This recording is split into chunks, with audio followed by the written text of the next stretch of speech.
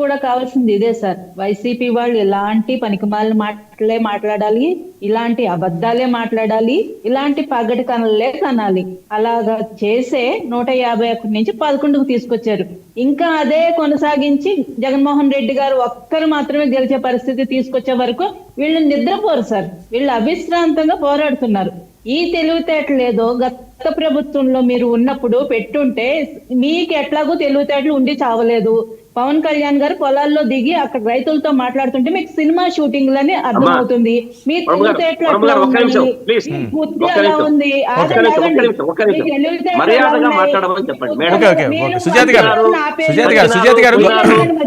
సుజాత గారు మర్యాద గౌరవంగా మాట్లాడండి. మాట్లాడతాను సార్. చెప్పండి. చూస్తూ కూర్చోము. మీరు వంశీ గారిని అడ్డుపడ్డారు, నాకు కూడా మీరు అడ్డు రాకండి దయచేసి. మీరు పవన్ కళ్యాణ్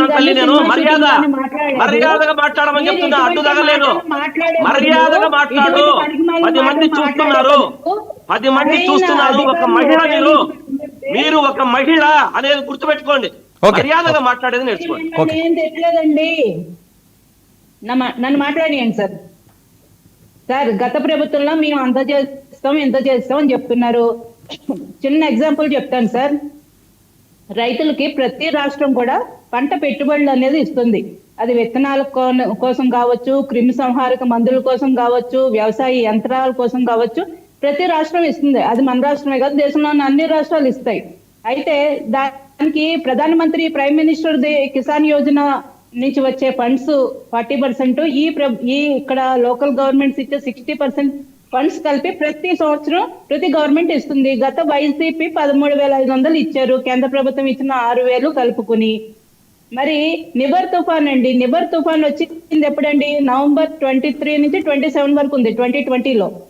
వస్తే మీరు ఆ రోజు పంటది ఎంత నష్టం జరిగిందన్నది కనీసం 5 వారాలు అయిపోయినా కూడా ఎంత నష్టం జరిగినదాన్ని అంచనా వేయలేదు సార్. కేంద్ర ప్రభుత్వానికి నివేదిక పంపించలేదు. డిసెంబర్ 28 పవన్ కళ్యాణ్ గారు రైతుల దగ్గరికి పరామర్శకు వెళ్లారు. మీరు ఖచ్చితంగా రైతులకు కనుక నష్టపరిహారం చెల్లించకపోతే మేము అసెంబ్లీ ముట్టడిస్తామని 5 వారాల తర్వాత పవన్ కళ్యాణ్ గారు వేచి చూసి ప్రకటించారు. ఇమ్మీడియట్ గా అర్ధరాత్రి డిసెంబర్ 28 అర్ధరాత్రి ఇమ్మీడియట్ గా హడావిడిగా జీవో విడుదల చేశారు సార్ వీళ్ళు. రేపు లోకల్ బాడీ పరిస్థితి ఏంటి సార్? ఒక్క నిమిషం అండి, ఇది కంప్లీట్ చేస్తాం. జీవో నెంబర్ 127, 128 హడావిడిగా రిలీజ్ చేసి నెక్స్ట్ డే పేపర్ లో full page ads sir.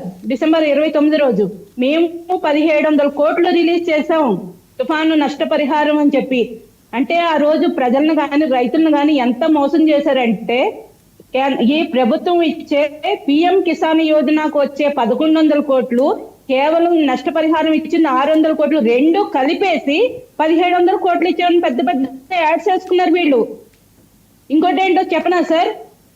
State disaster funds నుంచి అయితే 25% స్టేట్ భరిస్తుంది. సరేలేండి, కాదండి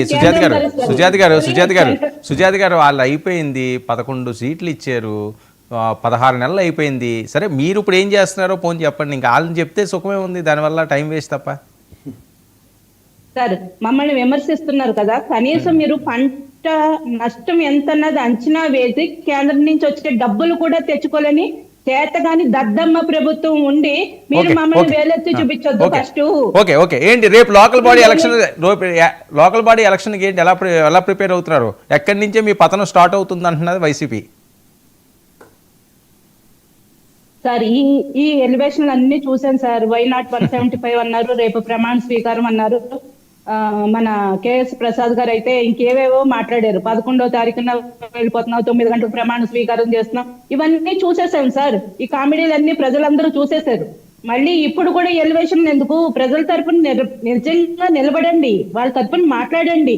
అంతేగాని ఎలివేషన్ ఎందుకు? పులివెందుల జడ్పీటీసీ చూసాం, మన ఒంటిమిట్ట ఎన్నికలు చూసాం.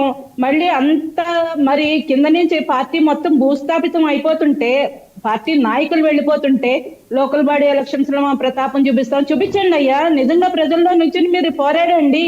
మీ అన్ని పార్టీలు ఉండాలని మేము కూడా కోరుకుంటున్నాం, కానీ ప్రజల తరపున నిలబడండి. అంతేగాని తప్పుడు ప్రచారాలు చేయకండి. తప్పుడు ప్రచారాలు చేస్తే ఇంకా ఇంకా మీ పార్టీ పరిస్థితి దిగజారిపోతుంది. ఓకే ప్రసాద్ గారు, ప్యానల్ మిత్రులకి మీకు కూడా ఏంటి లోకల్ బాడీకి ప్రిపరేషన్లు అప్పుడే మొదలు పెడుతున్నారట, ఎలా ఉండబోతుంది? అంటే చంద్రబాబు 20% వచ్చిందని ఆయన అంటారు, 50% వచ్చిందని ఈయన అంటారు. ప్రజలేమంటున్నారు? ప్రజలు ఏమంటారు, వాళ్ళ న్యాయ నిర్ణేతలు వాళ్ళు డిసైడ్ చేసి